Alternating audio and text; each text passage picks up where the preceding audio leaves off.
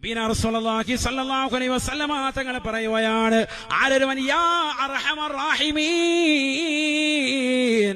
യാ അർഹമർ റഹീമീൻ,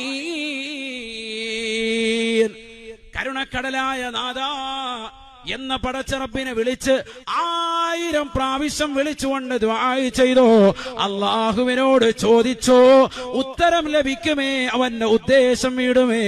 ഹബീബുനാ ശഫീഉനാ റസൂലുള്ളാഹി من قال يا أرحم الراحمين في جوف الليل قال الله حاجته أو كما قال رسول الله.